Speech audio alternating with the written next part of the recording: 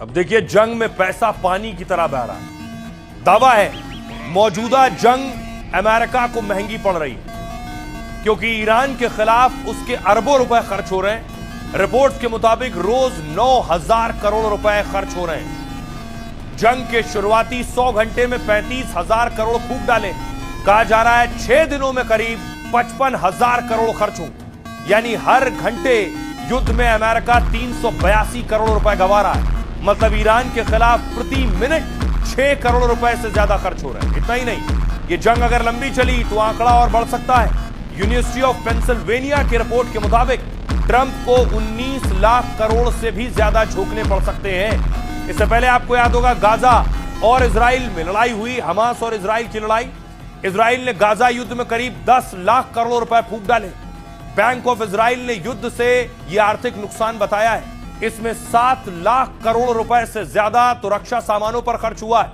इससे पहले जो जंग 4 साल से चल रही है, 21वीं सदी का सबसे महंगा युद्ध है रूस और यूक्रेन का युद्ध। एक रिसर्च के मुताबिक रूस यूक्रेन जंग में आर्थिक लागत करीब 220 लाख करोड़ से भी ज्यादा है, यानी सालाना जंग में 50 लाख करोड़ रुपए का नुकसान। युद्ध की सबसे बड़ी कीमत मानव जीवन के रूप में चुकानी पड़ती है। दावा है कि करीब 5 लाख सैनिक और हजारों नागरिक मारे गए।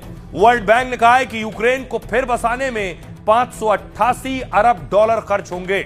ईरान अमेरिका को थकाने की रणनीति पर काम कर रहा है, इसलिए वो जंग में ज्यादातर छोटे हथियार चला रहा है पहले, जबकि उन्हें नाकाम करने में ट्रंप को बड़े बड़े हथियार लगाने पड़ रहे हैं। खाड़ी देशों में अमेरिका के लगभग हर सैन्य ठिकाने को ईरान ने इस युद्ध में निशाना बनाया और नुकसान पहुंचाया, ताकि अमेरिका इन बेस से ईरान पर हमला ना कर सके।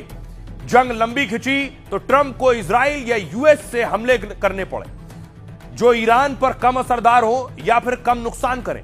छोटे हथियार वाली रणनीति में ईरान क्लस्टर बम का इस्तेमाल कर रहा है, जिसका दावा टाइम्स ऑफ इजराइल की रिपोर्ट में किया गया है, क्योंकि ईरान ने कल इजराइल पर कई बैलिस्टिक मिसाइलें दागी।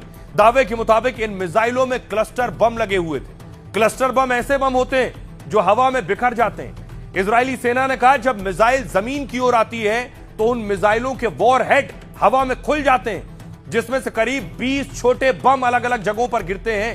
हर बम में करीब 2.5 किलो विस्फोटक होता है और यह करीब 8 किलोमीटर इलाके में फैलता है। ये छोटे बम सीधे जमीन पर गिरते हैं और टकराते ही फट जाते हैं।